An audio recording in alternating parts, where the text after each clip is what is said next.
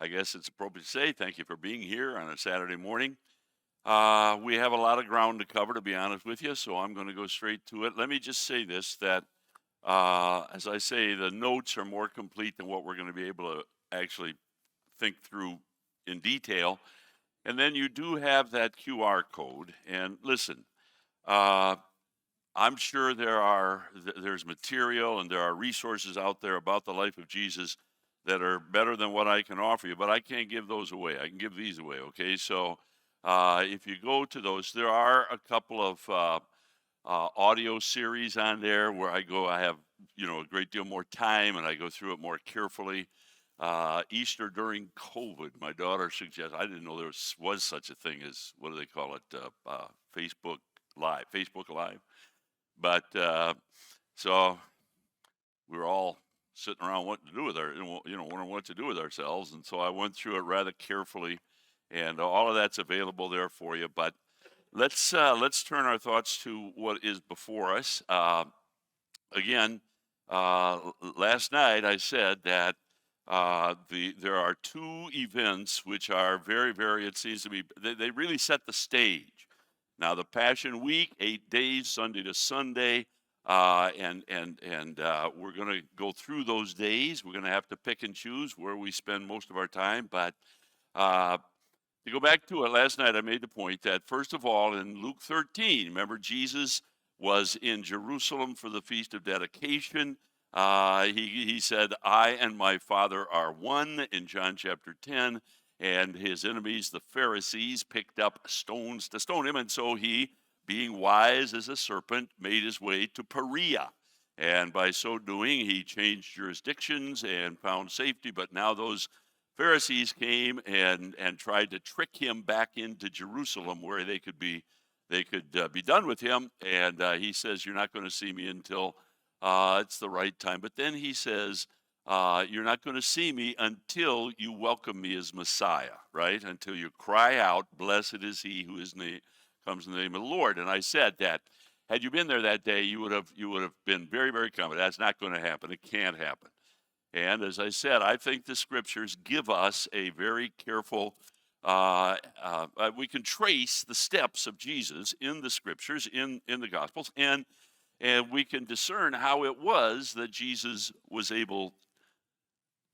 Actually, how it was that prophecy, that stunning prophecy, came to pass. Now, and the first step is when, still there in Perea, a messenger came saying, "The one whom you love is sick." Jesus goes over, raises Lazarus from the dead, and as a result, number one, the Sanhedrin determines they're going to kill Jesus, and they put out a public notice.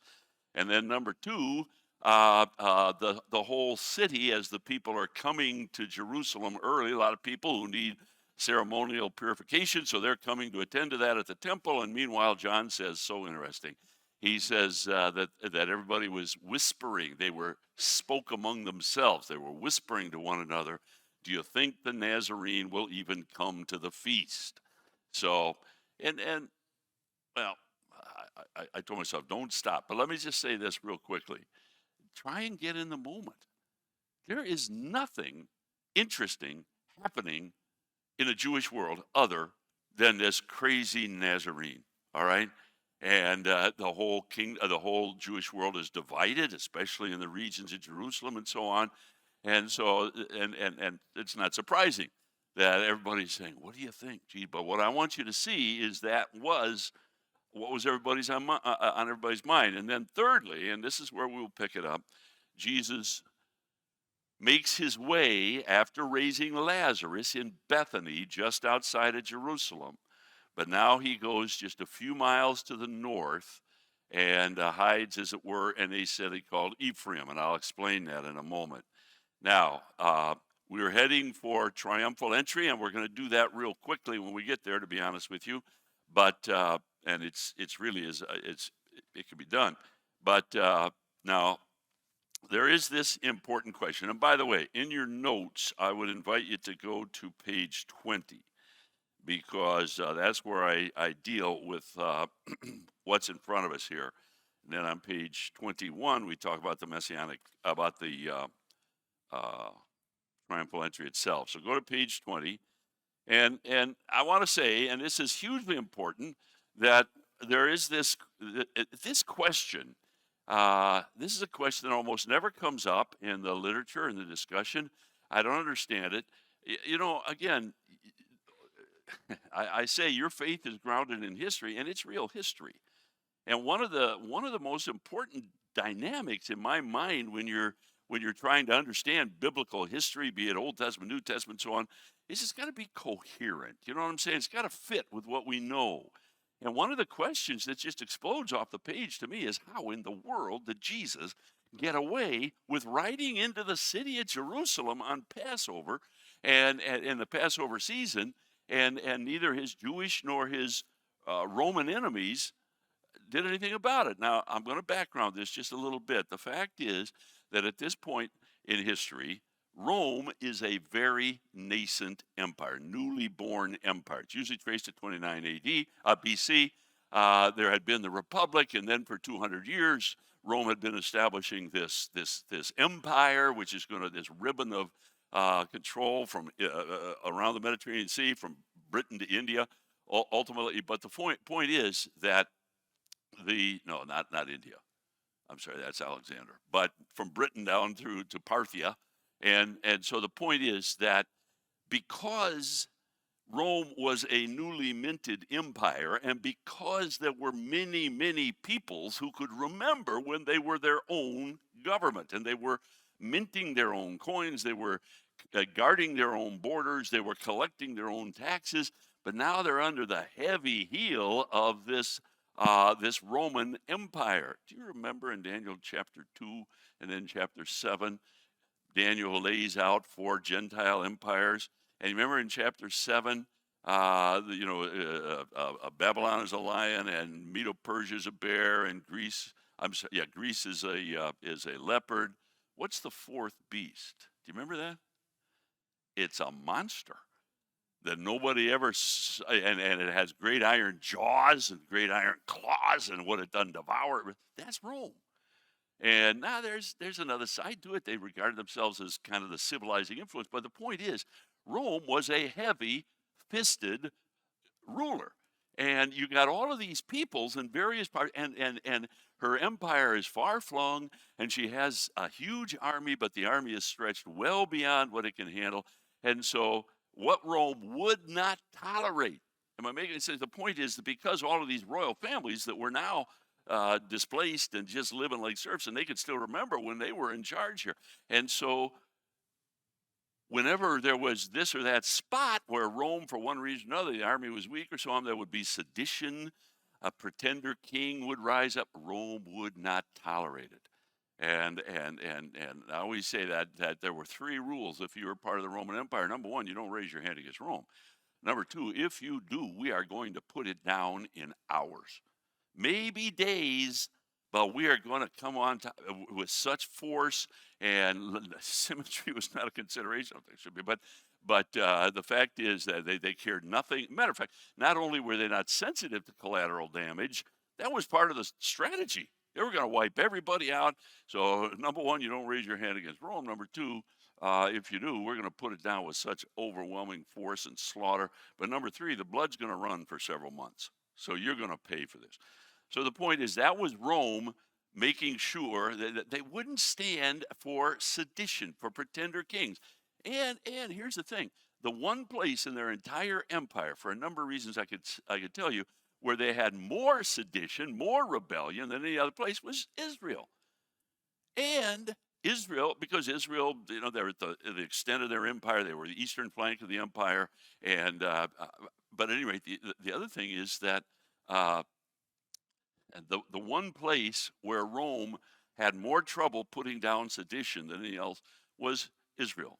Because Israel, see, Rome, they were built with this army with the phalanx, and row upon row of soldiers and so on. Israel, as a land, is like one big paintball arcade. You know what I'm saying? It's just built for guerrilla warfare. And the Jews were so good at it. And so my point is that here we're at a stage when Rome will not stand for pretender kings. The one place where they've had more trouble than any place else is, in fact, Israel. The one season of the year when it's going to be the most incendiary is Passover, because what does Passover remember? A time when God delivered his people from a Gentile overlord. Well, guess what? There's a new Gentile overlord. And remember this, that Israel has a promise in Daniel chapter 9, a 483-year ticking clock, if you don't mind, and that alarm's going off. And so it's just, Israel is, well, my point is that at a time and in a place where Rome is so skittish, so paranoid about sedition, and now this pretender king, the Nazarene, makes his way across the country. It's a fascinating study. Why? How did he get away with it? But specifically, how did he get away with riding into Jerusalem on the beginning of the Passover week? And neither is Jewish nor his Roman. That makes sense to you? It's a hugely important question, and I think it's the question that we're going to answer. The answer, I think, that Jesus was wise as a serpent and harmless as a dove, as I said yesterday. So let me take you through it. All right, so it says in John 11, verse 54, that Jesus went to Ephraim. Now, as I said last night, Ephraim is it's a town, but it's on the very border. All right, now I didn't spend much time with this yesterday, but I'm going to just say it quickly. You can see it in your map that Jerusalem, of course, is in Judah to the south, Judea to the Romans. North of that is an area called Samaria. And the Samaritans despise the Jews, and the Jews despise the Samaritans. Now, I could give you the history of it. It's really fascinating. But the fact is that I'll show it to you on the map here. So Jesus and Ephraim is right on the border. The reality is that the Samaritans despise the Jews, but the tension is the more palpable at Passover, and it's the more palpable actually at feast seasons, because the Galilean Jews would like to pass through Samaria in order to get to Jerusalem.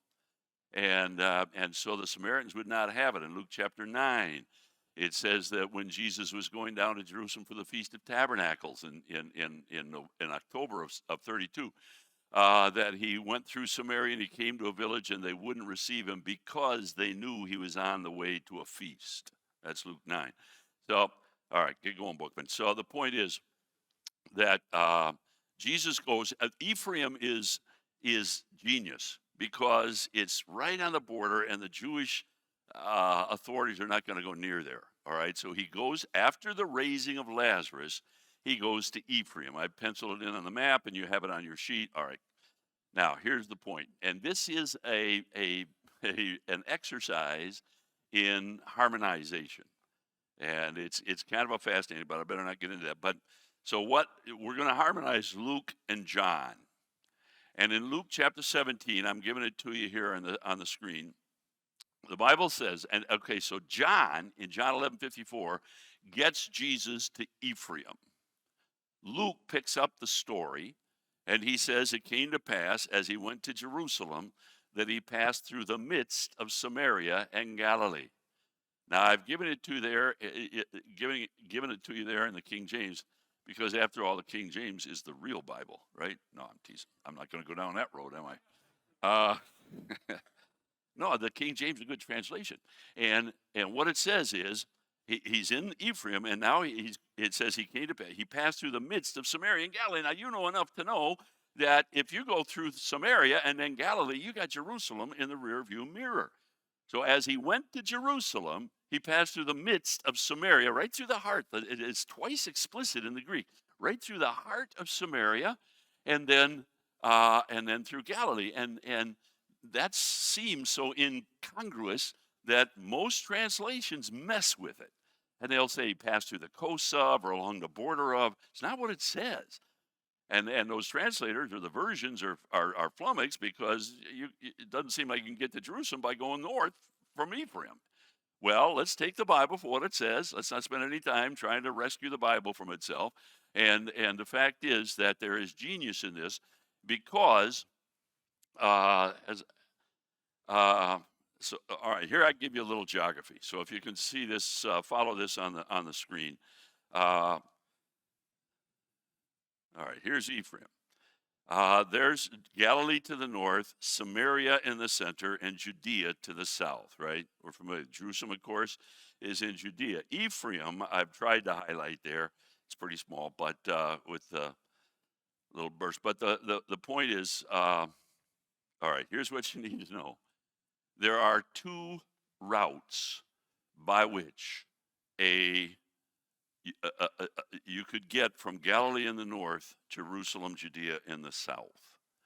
And the one route is called the now. And let me say, many times this is an awkward way to say it. Most of the Jews in Israel in Jesus' day lived in Galilee. Someday get to Galilee. I'm sorry, get to Israel, and the contrast is amazing. You go up to Galilee, and it's just it's some of the best living. Matter of fact, Josephus, that Jewish Roman historian I talked about yesterday, he's bragging about Galilee, and he calls it the ambition of nature. If nature could grow up and be what it wants to be, it would be Galilee, and it's true. On the other hand, Judea is some of the toughest living on earth. It's very difficult area to live in. But Jerusalem and the temple there. So when about 100 years before Christ, the Jewish leaders called the Hasmoneans or the Maccabees were able to conquer Galilee, most of the Jews moved up there and settled up there, and including a family of stonemasons who had a son named Joseph, and another family who had a daughter named Mary. What are they doing? They lived down in they're Bethlehemites, but they're living up there because that's where the living is good. And so, at any rate, there are literally hundreds of thousands of Jews who at Passover, at this point in history, who are going to make their way from Galilee down to Jerusalem, down to the temple, and they can take one or two routes. And the one is, and what I've got the little arrowhead or the arrow on the screen there, that is the Jezreel Valley, and that's the southern that's Galilee, from the Jezreel Valley up north, the most important valley on the face of the earth. But I'll not go there. But at any rate, now Jesus knew that I don't know if you can see that, but and remember this: Jesus was a Galilean. And you remember that in Luke 2, when you have the story of Jesus going to the temple, it says that they went every year to the Passover. So Jesus knew well the habits of the Galilean Jews in terms of getting to Jerusalem for the Passover. And he's going to make much of that, because the habit of the Galilean Jews was to come down and to gather in the Jezreel Valley, because that's safe zone. So they come out of their villages and the hills and so on. They would come down, because you would never make this trip alone. No matter which route you take, I'm going to describe those routes, there is danger. And so you're going to travel as Passover bands, as it were, bands of Passover pilgrims, the way they all describe it. So you're going to gather. It might be by village, it might be by clan, it might be by synagogue, but various groups, and there will usually be several score. There'll be and the men will be on the outside, and the women and the children will be on the end, and they'll just kind of make their way down the path and so on. And for security, this will help understand Luke 2, when Jesus is left behind stays behind actually at the Passover. And both Mary and Joseph thought him to be in the company. Remember that? So, of course, at night, you're going to gather as nuclear families. And when they do, we've lost the Messiah. This is no good. But that's Luke 2. So you come back now. So that's how they travel. And once they'll gather in these Passover bands, and then they will make their way down to Jerusalem. Now watch. This is what's called the Ridge route, Ridge, the hill country of Israel, Samaria, and Ephraim, and Judea, and so on. Very difficult. Well, you got to follow the ridges. And so there is one ridge route. It's called the way of the patriarchs because this is the way Abraham came when he came through the land. And it's the way you'll go if you you get in Jerusalem and drive down to Bethlehem. You are on the Central Ridge Route, as it's called. But and this is the fastest. This is the most direct. It's about 60 miles from the Jezreel Valley down to the it's about 60 miles to get down to Jerusalem. But the problem is that you got to go through Samaria, and that was dangerous, and so you would not do it. And so the other route. Now watch this. The ridge route is the fastest, but it's not available. And so therefore, the standard route they took is called the Rift route. Folks, there will be a quiz. It's called the Bema seat. No, I think it'll probably be late in your experience that this will come up. But still, the point is, here is the Rift route. It's about 90 miles, and it involves a horribly difficult climb. But the Rift route begins in the Jezreel Valley and makes its way down the shaft of the arrow, if you don't mind, which is called the Harod Valley, and they cross over the Jordan River because that's the border of Samaria. Now they make their way down on the eastern side. This is a very, very important internal or local route, okay? So they make their way down the eastern side of the Jordan all the way down to the Dead Sea, and then they reford the Jordan at Jericho, and they pass through Jericho and make their way up the backside, I like to call it the eastern slope of the Mount of Olives. This making sense? Once you come up the Mount of Olives and you crest the Mount of Olives, there's Jerusalem. You're looking down at the temple and so on, that familiar perspective. All right, so the point is that's called the Rift route. Now, it's like I say, it's about half again as long. And what's really difficult is you have to pass from, can I do this? Yeah, I can get away with that. When you cross the Jordan down there at just north of the Dead Sea, you are at the lowest spot on the face of the earth. This is the Jordan Rift, the deepest cleft on the face of the earth. It's about 1/6 of the Earth's circumference. It's actually called the Syro-African Rift because it goes from Syria up in the north all the way down to Central Africa. And it's a huge, huge fault line on the face of the earth. But the deepest spot is just north of the Dead Sea, and it's 1,300 feet below sea level. The Dead Sea on its surface is about 1,300 feet below sea level, and it's 1,200 feet deep. So this is a huge cleft in the face. And now you're going to travel up to Jerusalem, and you're going to have to cross the Mount of Olives. You're going to have to crest the Mount of Olives. That's 2,700 feet above sea level. So you're 2,700 above to 13. That's 4,000 vertical feet you're going to have to climb getting from Jericho to remember, Jesus said there was a man who went down from Jerusalem to Jericho. You're flat going down, I'm telling you. And as a matter of fact, the trip from Jerusalem to Jericho is 1 day. It's only about 15 miles. The trip from Jericho to Jerusalem is at least 2 days because you're going to have to stop and rest. And there was an inn for that sort of thing about halfway up that, and that's the inn in Jesus' parable of the Good Samaritan. All right, so now let me say one other thing. Jesus was wise as a serpent, and he knew this terrain well. And in John chapter 4, at the very beginning of his ministry, after the baptism, after the cleansing of the temple, after the wilderness experience, the cleansing of the temple, and he ministered for a time alongside of John in John chapter 3. And then Jesus heard that John had been put in prison, and that's what precipitated him. I got to go to Galilee. And I had to go to Galilee anyway because he's come to make his case to that generation, and most of them living in Galilee. But he says to his disciples, I need to go through Samaria. Now, they would have said, you sure you know what you're doing? But on the way through Samaria, he encounters a woman at a well in Sychar. Now, folks, I'm going to give you a little chance, a little thought exercise to come to grips with what we talked about yesterday about taking Jesus' humanity seriously. I know, and I'm going to step on a whole lot of toes here. But I know that the standard understanding is that Jesus said I must go through Samaria because there's a woman there that I need to lead to myself. That's the idea, that he knew that that woman was there. I don't think Jesus lived that way. He didn't know that woman. Now, were there times where where the Spirit of God gave him supernatural insight? Did he know that that woman had 5 husbands, having never met her? Absolutely. Did he?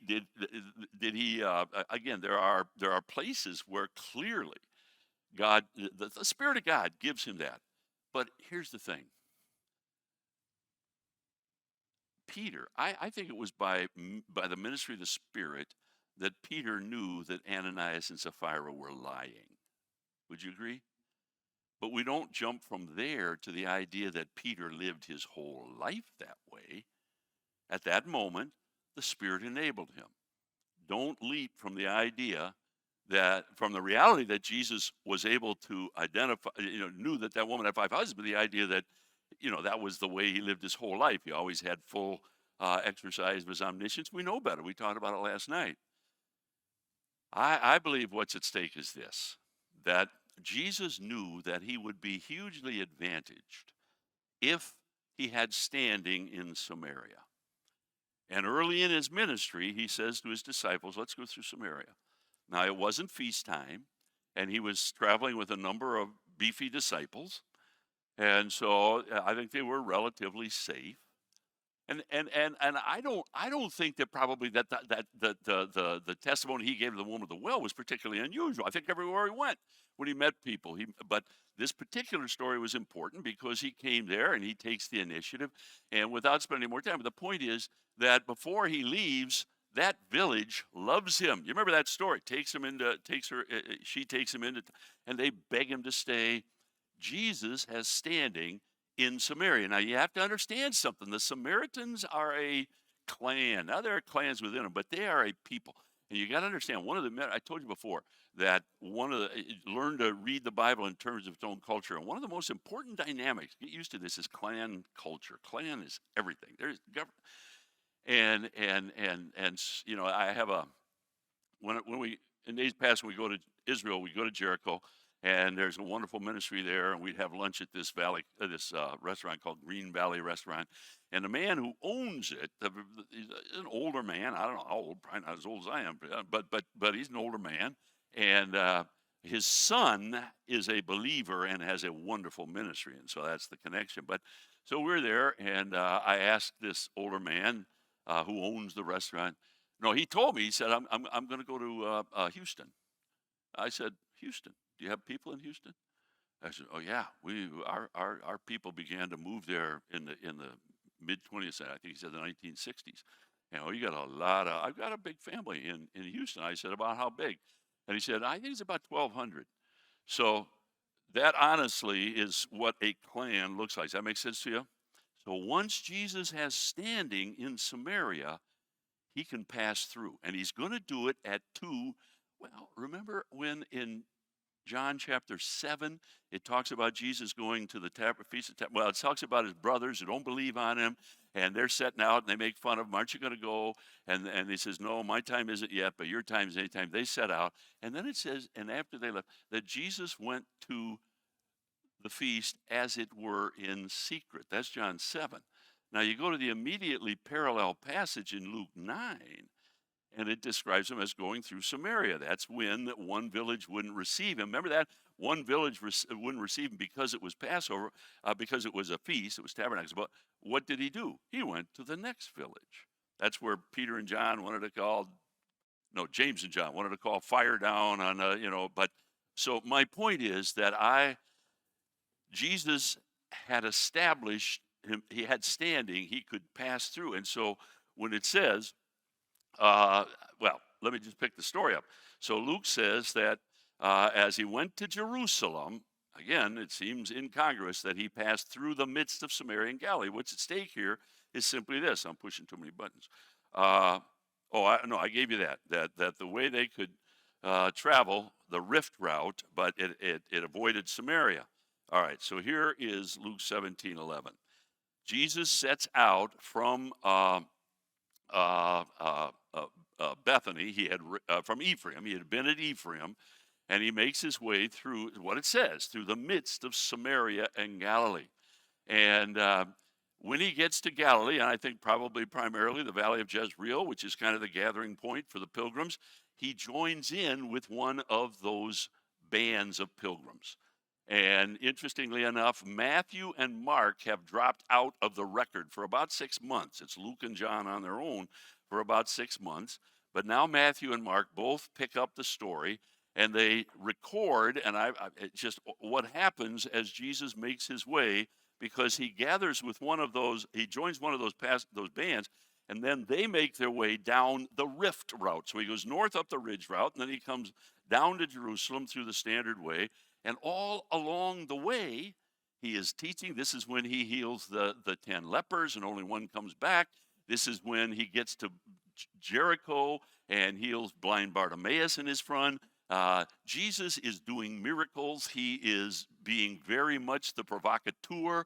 I'm telling you, when he saw that diminutive tax collector in the tree and said, "Come down, we're going to have lunch," there would have been a gasp that went up. They're going to Jerusalem. Tax collectors are by definition, not by biblical or Mosaic definition, but by rabbinic definition, they're unclean. You have any contact with them.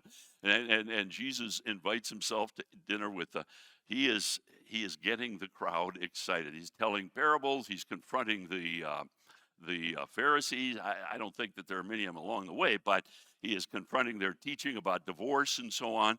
So Jesus is doing miracles, teaching, and I think if I'd have been in the next group back and heard that Jesus, I'd have hoofed it up there. You know what I'm saying? So this crowd is growing larger and larger, and so I would say, and remember that our question is, how did Jesus get away with the triumphal entry? And you trace, I've not made anything up. Everything is on the pages of Scripture. I'm harmonizing it. We're not, and some people insist we're not supposed to do that, but I'm not listening. So to that, but so now he comes, and then John 12 picks the story up, and it says 6 days before the Passover, Jesus came to Bethany. Are you with me now? Now, Bethany, remember, is on the way. It's just before you crest the Mount of Olives. So you're making your way up, and 6 days before the Passover. Now, let me say, I acknowledge that there is no little bit of debate and discussion about how to understand the 6 days before the Passover. I think I've done my homework pretty carefully. Harold Hohner, one of the most important evangelical, solid Dallas Seminary, one of the most important chronologists of our day, and I took a class from him, and he was a dear friend. He's gone to be with the Lord. But I wrote a paper on this, and went through it all, and he didn't believe it, so we kind of squared off. But I think I can. The way he construes the week is a little strange. But at any rate, 6 days before the Passover is Friday. The Passover is on Thursday, so the next Thursday as the sun goes down. So sometime on Friday before the Passover, before the Passover begins, I should say, but the Friday before the day he will be crucified, Jesus is traveling with all of these hundreds of people. They're excited, and let me remind you, what is everybody in the city talking about? Is the Nazarene going to come? And so now, sometime on Friday, that's what the Bible says, Jesus stops at Bethany, and to this day, if you're coming up the Jericho Road, as they call it, it's very modern. It doesn't follow the Wadi Kilt as it used to. But just before you crest the Mount of Olives, there's a road that turns to the south, and that goes down to Bethany to this day. So here comes Jesus with all these hundreds of people. They're excited. They want to get into the city. It's Friday. Now understand that when the sun goes down on Friday, Shabbat begins. And one of the pretty universally acknowledged and embraced rabbinical rules about the Shabbat, you shouldn't work on a Sabbath. And one of the expressions of that was you couldn't walk more than what's called a Sabbath day's journey. You're familiar with this. And a Sabbath day's journey, you'll see different estimates. It's about a mile and a fifth. And it's not, the idea is not that when the sun goes down on Friday, you got to count your steps, and when you've walked a mile fifth, you got to sit down and wait for the sun to go down. It's a zone. So wherever you are, when the sun goes down, you draw a radius of about a mile and 2/5. You can move around in that zone. Now listen, Bethany, I give you this on the next page. Bethany is outside the Sabbath zone of Jerusalem. And the rabbis were very serious about this, and they would go on all the roads and they would mark the Sabbath zone. So if you'd never been there before to Jerusalem, you'd see that marker and you'd say, if I'm outside that marker as the sun goes down, I can't go to Jerusalem until Saturday night or Sunday morning in this case. If I'm inside, I can't go out to Bethany. Does that make sense? So this is a big deal. And so Jesus comes to Bethany. All these hundreds of people, they don't want to stay in Bethany. There's no place for them in Bethany. They want to get into Jerusalem. So they go on. Jesus stay, and they would have known exactly, and it would have been, I think, Jesus was so much the center of attention. So now he and his apostles, they turn and you wave goodbye, as it were, and they're going to keep the Sabbath. Now the Passover pilgrims go on into the city. All right, if you got it, I'm beating it up. But so the reality is that I think Jesus planned his steps very carefully. He waited in Ephraim until he knew the time was right. Then he went up, joined those Passover pilgrims, came with them. And this would have been at least a 4 or 5 day. What they'll generally say is travel is about 25 miles a day. But when you're a Passover pilgrim, you're not going to go that fast. And it's about 90 miles they got to cover. So it's going to be several days. And all through those days, Jesus is doing the miracles and doing the teaching. And everybody's excited and so on. The crowd is rolling. Now he gets to Bethany. He stops, and hundreds of people make their way into the city, which is all abuzz with the question, is the Nazarene coming? Do you see where I'm taking you? Jesus alerted the city to his coming. And as I say, I'm back to it's interesting that in John 12, when John introduces the triumphal entry, he says that a great multitude, when they heard that Jesus was, how did they hear? See the point? I just explained it. Now, understand, as I say, Passover is actually for both the Jewish and the Roman leadership.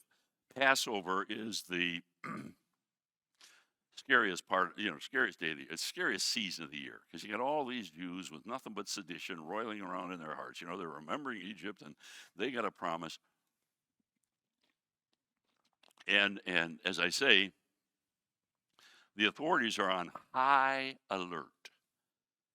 But how does Jesus get it out?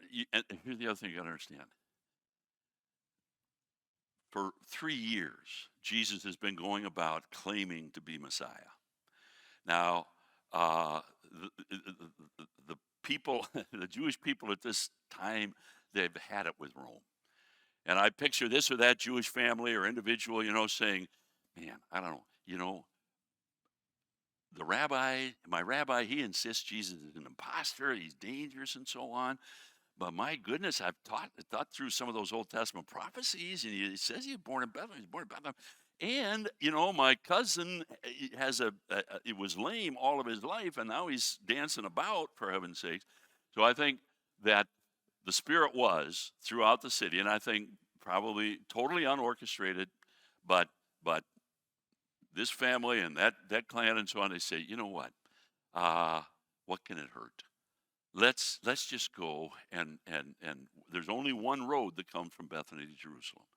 So let's go and see how it unfolds. And as I say, they've had it up here to Rome, and they have no hope of deliverance from Rome other than a Messiah. Maybe this is the one.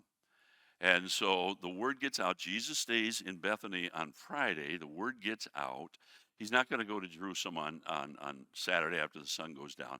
This is a culture where when the sun goes down, you go down, okay? You don't do a lot after dark because light is very, very expensive and faint. But so on your sheet, I think somewhere, I say that it's on page 20 there. Here's where I've been taking you all this time. By reason of Jesus' careful strategy, by reason of the fact that he was wise as a serpent, Jesus alerts the city to his coming. And so now on Sunday morning, as he rides into the city, the Bible says that all the city was moved. And as Jesus rides into the city, and I imagine what it would have been like to be one of those disciples. Remember a few weeks ago, Thomas had said, if we go to Jerusalem, we're going to die. We're going to let's go die with him. And that was before Lazarus. I mean, the leadership of is a lot more angry than it was then. And so Jesus says, you're in Bethany, and he says there's a colt, go fetch that colt, and I'll talk about that in a minute. And now you're with Jesus, and maybe as you begin to crest the Mount of Olives, you can hear all this rumbling, all this excitement, all this, oh my goodness, what's going on? We're doomed, And now you ride over, and here the whole city has come out, and they're number one, they are crying out, blessed is he who comes in the name of the Lord. What did Jesus said? You're not going to see me till you cry out, blessed is he who comes in the name of the Lord.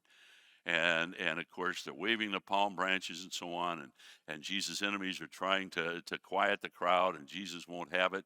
But I go back to my original question. How did Jesus get away with it? And there's only one answer, and it is the answer the Bible explicitly, I think, if you harmonize the passages, makes clear, and that is that Jesus so carefully and cleverly alerted the city, and at that season, the whole city explodes in happy welcome. Does that make sense to you? So where I'm taking you is simply that. Well, number one, I think it's so important. There is a perfectly rational, coherent, historically vindicatable explanation as to how Jesus got away with the triumphal entry.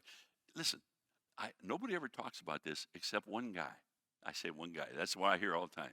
Do you know the name Bart Ehrman?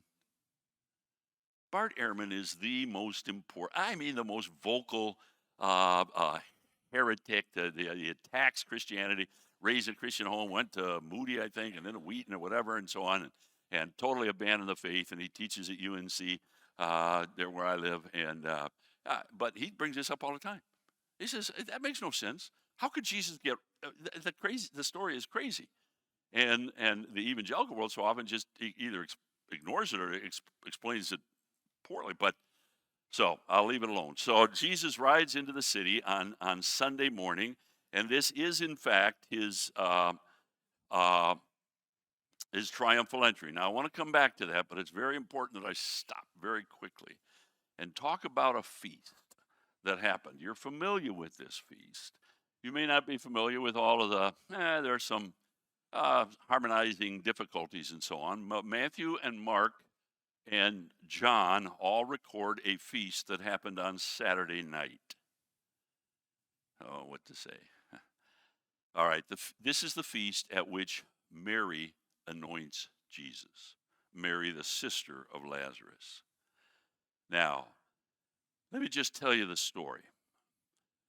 In Jewish culture, to this day, do you know Fiddler on the Roof? You don't know Fiddler on the Roof. Go home and watch Fiddler on the Roof, for heaven's sakes. Yeah. But remember, he's coming home with the lame horse, and everybody's getting ready, and the girls are putting on their finery and so on, because this is the bringing in of Shabbat. So on Friday afternoon, everything is made ready, and as the sun goes down, they gather as a family, guests, and so on, and the wife says the prayers, and you welcome in Shabbat. That's on Friday. Now, as the sun goes down on Saturday, and this is just as much a part, even to this day, there is the going out of Shabbat. And what happens is, after a day of quiet and very somnolent day, the shops begin to open, the musicians come out, the street musicians and so on, and everybody comes out. And Saturday night, now Sunday is Monday to them, right? Sunday, they're going back to work. But Saturday night is the going out of Shabbat. And so it's just a time to enjoy yourself. Well, I think this is what happened. Bethany loved the Nazarenes. Several weeks ago, and I think only 2 or 3 weeks ago, he had raised one of their favorite citizens and kind of put them on a map, you know what I'm saying? And so they love Jesus. And they have no idea that he's going to show up. Everybody's wondering what's going to happen. But now, sometime on Friday, he shows up. And so now he keeps the Sabbath, undoubtedly, with Lazarus and his family. But the word goes out, and they say, we need to have a party to celebrate. We need to have a feast to celebrate this Nazarene who's come back. And so they arrange, and this is perfectly legitimate, a feast. And as the sun goes down, they gather at the home of a man named Simon the what? You remember? What is it? No, that's later. Simon the leper. That's what he's called, Simon the leper. Which I'm guessing, if you got an invitation, come on over. Simon the leper. We're gonna have finger food. That's a cheap joke. But the point is, he wasn't a leper anymore. And I can't, but the leprosy in the Bible is not the disease we know today. It was recoverable, okay? But the fact is, not the fact, but I just wonder if maybe he too didn't have good reason to appreciate Jesus in a special way. But at any rate, they gather at the home of Simon the leper, and it's a beautiful feast. And his was probably a large home, and they lived most outdoors. Homes were built around a central courtyard, and so many people are gathered out there in the courtyard, and they're preparing and so on. And Jesus is undoubtedly the center of attention. But now Mary comes, and listen, there are two elements of life which you take for granted, maybe more, but the two that I always think of that we take for granted, which were very rare, expensive, special in that life, and that is color and scent. Bright colors. We have to have those dyes brought from all parts of the world. And then scent. The oil, perfume, what do you say? Oil was all right, this kind of oil was the petroleum oil of that culture. You had the spice trade route, and oil was more expensive than silver and so on. It was huge. So to have this, it demonstrates that Lazarus' family was quite wealthy, and to have this vial of oil that is worth about a year's wage. And now Mary, I picture Mary coming, and Jesus is maybe with a group, and she comes up behind him. And I'll tell you something, when she broke the vial on that oil, conversation would have stopped within about 15 feet, as people went, wow, what is that? And they might have expected her to just take, not expected, but it would have been perfectly appropriate if she just took and dabbed it on his forehead. That would be an act of tremendous, real love and so on. She begins to just dash it all over him. And at that point, that smell would have exploded throughout the entire crowd, and everybody would have stopped what they were doing. What's going on? I've never smelled. And they would have come, and they see. And we remember, because John focuses on this, Judas getting after Mary, but in point of fact, the disciples got after Mary, and frankly, you and I would have got after Mary. Honest to goodness. We thought, do you realize what you're doing? To expend that entire, hugely expensive, and now there was one, and it's Judas, who was angry at Jesus, who had harbored wicked deceit and sin in his life. And when Jesus, and I heard a guy say this the other day, and all you have is the words on the page and then the context and then who Jesus is. But I heard I heard somebody, I don't remember who it was, but he interpreted that Jesus was angry. Leave her alone. I don't think so at all. I think Jesus was probably very gentle. He was undoubtedly himself, if not shocked, at least really impressed by her devotion and so on. And I think he just very gently says, no, leave her alone. She's done this against the day of my burial. I'll tell you something. Jesus, and I've said this to you before, after the first time he told his disciples he was going to die, he said it again and again and again. And he didn't just say it to the disciples. You remember the angel at the tomb tells the woman, no, he has risen just as he told you. So, but he said it, I can only find one person, and here she is in the entire record who actually believed it. She took him seriously. And that's why he said, as long as this story is told, that woman will be honored.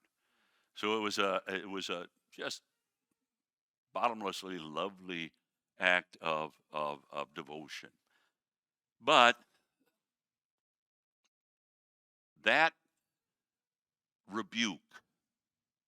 All right, I'm going to, if this confuses you, just, it's not that important, but I'd like to share it with you. I think maybe I can make sense to you. Both Matthew and Mark tell this story in the middle of their Tuesday night narrative. Because on Tuesday night, Judas goes off to betray Jesus. John makes it explicit that it was on Saturday night. Now, neither Matthew nor Mark confuse you about that, because both of them tell them it's a parenthesis, and they tell it retrospect when Jesus was in Bethany. But Luke doesn't include the story. John puts it on explicitly on Saturday night, because he tells the story and then he turns to the triumphal entry and he said the next morning. So clearly it's Saturday night when this event happened. But Matthew and Mark very deliberately tell us the story as a flashback in the middle of their Tuesday narrative.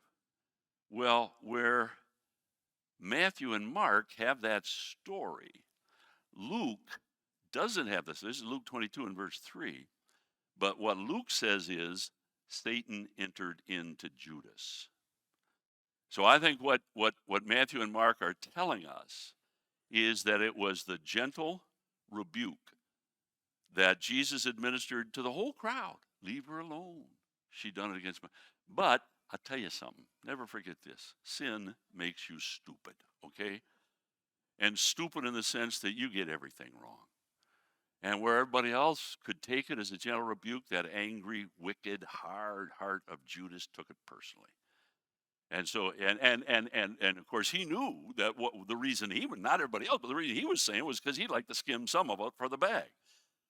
So, sinfully stupid Judas is stung by that. And so Matthew and Mark insinuate the story just at the point where it says Judas. I tell you what it is. You can see it in Matthew 26, where on Tuesday evening, the Sanhedrinists got together and said, we got to kill him, but not during the feast, lest there be a riot. And then the next verse tells you about this story. And then after telling the story, it says, so Judas went to and made the betrayal. So clearly it's a parenthesis. Clearly it's a flashback. And I think given the fact that Luke kind of gives us an insight to that, Satan entered in. Now listen, it's not like Judas was just minding his own business and his number came up in some, horrible, I don't know, and Satan just moved. Spirit beings, the Holy Spirit and others, can have no more influence in your life than you allow them to have, okay? And Judas had rendered himself so hard, so angry that Satan used that opportunity, his anger. Matter of fact, I don't know. I wonder if this is not what Paul has in mind specifically when he says in Ephesians 4, let not the sun go down on your wrath. Can you finish that? Neither give place to the devil. And I think perhaps Judas simmered on this and got angry and he gave place to the devil. And so Saturday night, the feast, the rebuke. Tuesday night, Judas goes off to make the deal. We'll come to that in the next hour. All right. So anyway, so that's I think that Saturday night feast is an important dynamic. All right. So are you with me? I'm asking a lot of you. So we're saying that on Friday, Jesus stops at Bethany. All those people go into the city. And so now I say we can return to this question I already have. How did Jesus get away with the triumphal entry? And the answer is that neither the Jewish nor the Roman authorities could do anything when the whole city erupted in happy welcome. And it absolutely tied the hands of his enemies.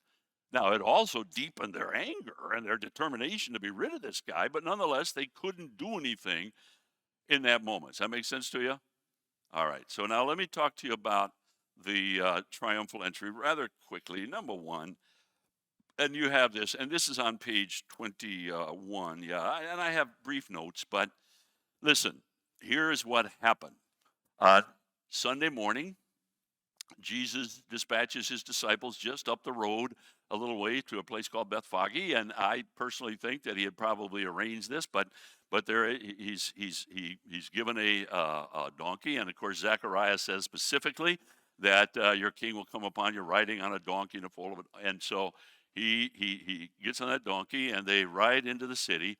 And what's going to happen? And I could take you to a map, but I don't think I should take the time. But what's going to happen is he's going to ride over the Mount of Olives down the Kidron, and here is the city of Jerusalem. Oh, it's a walled city, and on the eastern wall, because that's what he's looking at, there really is not a public entrance. All right, so in order to get into the city, he's got to find a gate, and the most proximate gate is what's called indelicately enough, the Dung Gate, and it's way on the south. It's at the very southern end of the city, and but it is this primary entrance to get up to the temple. Now, in Israel to this day, in Jerusalem, gates are named for where it takes you. So when we go to Israel, we stay in the Gloria Hotel at the Jaffa Gate. Well, if you go out that gate, it goes off to the west down to Jaffa. On the north, most of the Arab activity is at the Damascus Gate, takes you up to Damascus, okay? The Dung Gate at Jerusalem is 2 hills and 3 valleys. And those 3 valleys come together just south of the city. And that's where that's where you took day by day the dung to be burned. And it's proximate, but it's never going to be, the winds are never going to be blowing into the city. They're going to be blowing either east or west, and so it's a good place for the dump. And by the way, those 3 valleys of the Kidron, and then the Central Valley, and then the Hinnom Valley, and they come together. And here's an interesting thing: they flow. I'll tell you that later, because I'll have to go back to it. All right. So at any rate, so Jesus has got to make his way down to the Dung Gate. And again, this is not quick, because all the people are excited and they're waving the palm branches. And then he's going to make his way through the Dung Gate and go up a beautiful walkway that Herod the Great had built. And that walkway has only been uncovered in the last 3 or 4 years. You can walk most of it today.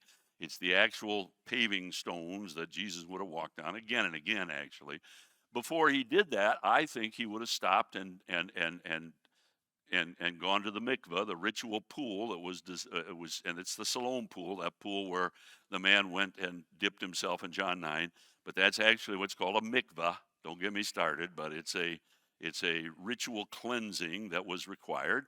And then he would make his way with all those crowds on the donkey, make his way up that beautiful ceremonial walkway. There are actually 2 sides of it with a covered drainage ditch in between. And the Bible says in Mark that he went up, and the primary entrance to the temple was on the south, because when it was originally built, remember, David had this city down here, and then north of the city was a threshing floor, and he had bought that, and Solomon built that. So the temple is north of the city of David. Now, the city of David spread to the west, but the point is that Mark says that he came, and there were 2 sets of gates. They're called the Huldah gates. Beautiful. Listen, Herod the Great, the guy who tried to kill the baby Jesus, he's the most fascinating guy, but he was one of the greatest architects, the greatest genius who ever lived. And he took the humble temple of Zerubbabel that the Hasmoneans had slightly improved, and he turned it into this beautiful, unspeakably, people came all over the world who weren't Jewish just to see this. One of the greatest architectural feats and engineering feats. There are elements that we can uncover of Herod's temple.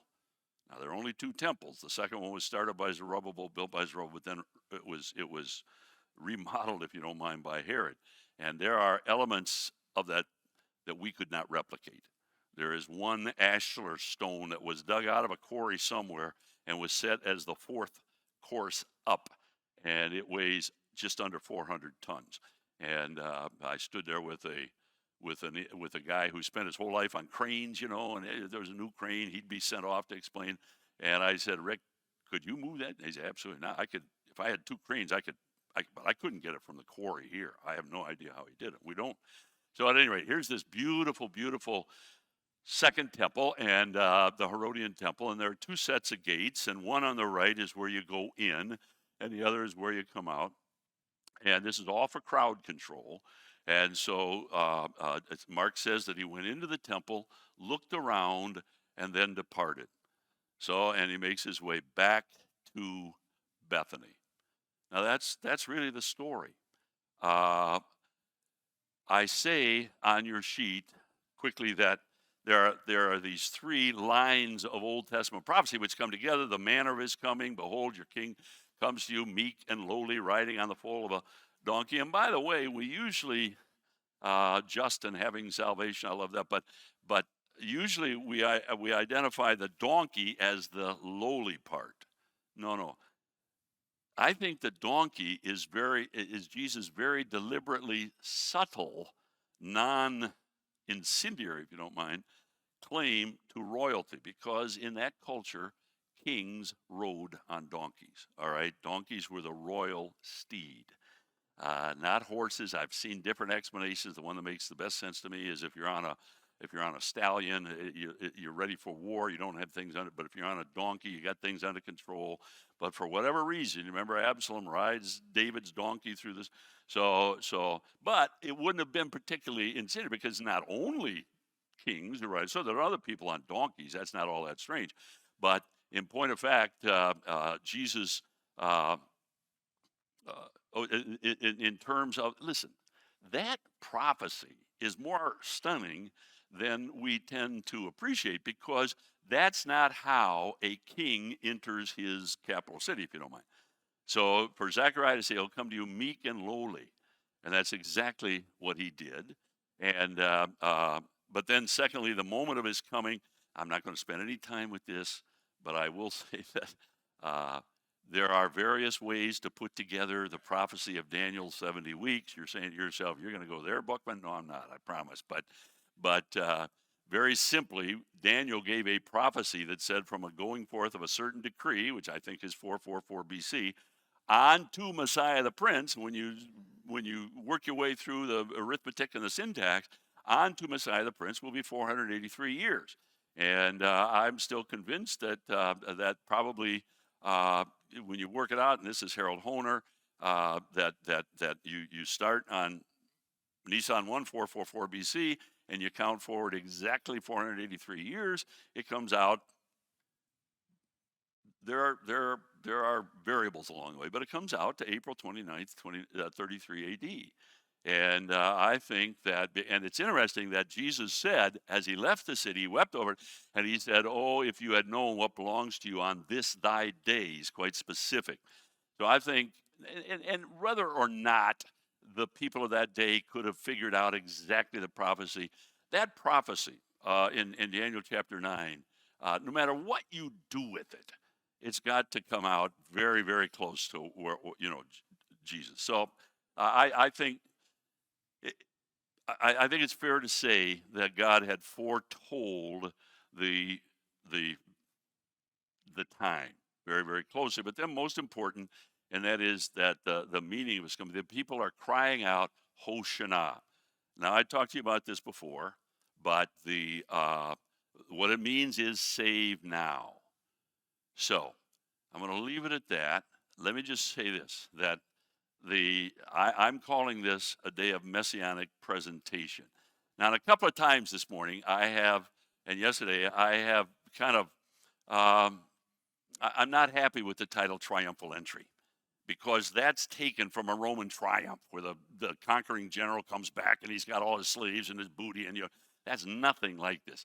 What this is Jesus' most deliberate, formal presentation of himself as the Messiah of Israel.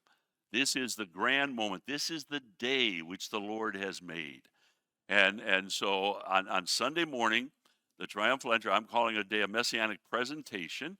And what I mean by that is just that this was the moment. Now, all throughout his ministry, he had claimed to be Messiah. But this is the day when Messiah, the long-awaited seed of the woman, actually appeared to the nation officially, dramatically. Does that make sense to you? Now, there is a question, and I think I give it to you somewhere, that rather jumps off the page, and I think I'll have to load another PowerPoint. But The question that rather jumps off the page is this: given Sunday, why Friday? That makes sense to you? If in fact the city rejoices and welcomes him as Messiah, they're deliberately singing the 118th Psalm, which is the Psalm of Messianic inauguration.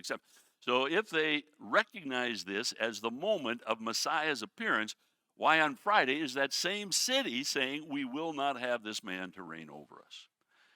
Now, this is the point at which I'm going to have to shortchange our narrative. We're going to talk a little bit about it very quickly after the break. But if the answer is, if the question is, let me go back.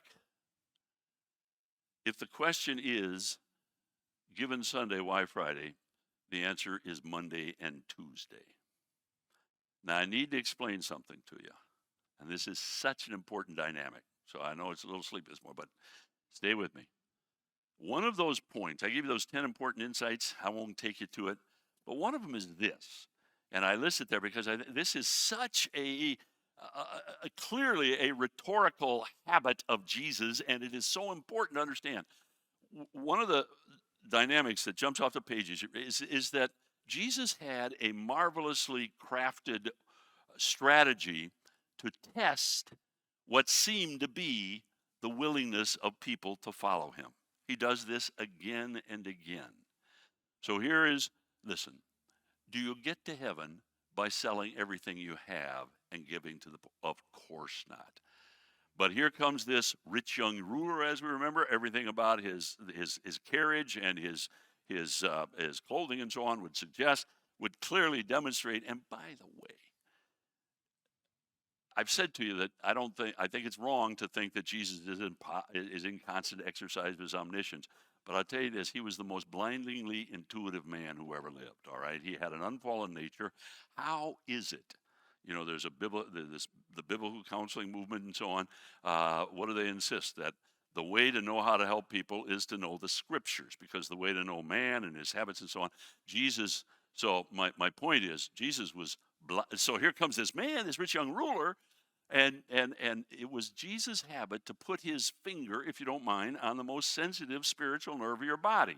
Say, this is what I'm going to demand of. Not because he's trying to be mean, not because that's the only way to please him. In the case of the rich young ruler, he's going to test the reality of that man's expression of, he says, I want to follow you. Listen, you have this in Nazareth. I got to be quick here, but in Luke chapter 4, verse 16, Jesus comes back to the Nazareth after he had left there and moved to Capernaum. And, he reads the Isaiah passage, and everybody's amazed. And then Jesus turns, and it seems like a non sequitur. It isn't. All the people are so excited. This is a local boy made good. He's come back. This is so exciting on a Saturday synagogue service. And then Jesus turns to that crowd and says, in the days of Elijah, there were a lot of widows in Israel, but God sent Elijah to a Gentile, a Phoenician widow. And there were a lot of lepers in the days of Elisha, but God used Elisha to heal a Syrian. And what's the next verse? Remember? They tried to throw him off a cliff. That's how mad they were. Now, what's behind that? Real quickly, Jesus grew up in Nazareth. Remember, it was, can any good thing come out of Nazareth? The primary reason is because very close to the little village of Nazareth, that's all it was a Roman outpost. It was a small Roman outpost, but it looked over the valley of Jezreel, which is the most important crossroads in the ancient world. And so it was constantly manned by Roman soldiers. They didn't speak the language. They were mercenaries. They were drunk half the time, imagine. They had a sword on their side. And so they troubled the Nazarenes. And I think the point is that the Nazarenes had a strong and wicked hatred for Gentiles. And Jesus knew this. And so he put his finger right there. God loves Gentiles. That's enough. And there are two times, and we're going to come to one of them, where Jesus casts himself against the Pharisees. That's the whole point of the Sermon on the Mount, folks. Unless your righteousness exceed that, the Pharisees, we're going to talk about it, but the Pharisees like to call themselves the gatekeepers, because they were so fastidious about the law, and they taught that the way to make sure you're going to get into the kingdom was to keep the law, and not only Mosaic law, but all the extra laws that we've invented, and we do it so carefully that not only they would teach, are we the ones who are certain to get into the kingdom, but we're going to be the ones that God appoints as gatekeepers, decide who else gets in. And now Jesus stands here, and I always say the Sermon on the Mount, if you understand it, you want to get a picture Jesus pointing. Because you got all these people, many of them came lame, and now they've broken their crutches this morning, and so Jesus climbs up on that mountain, that hillside, and his theme sentence is, I think, pointing at the Pharisees, unless your righteousness exceeds that of the scribes and Pharisees, you'll never get in the kingdom. Oh, gas would have gone up.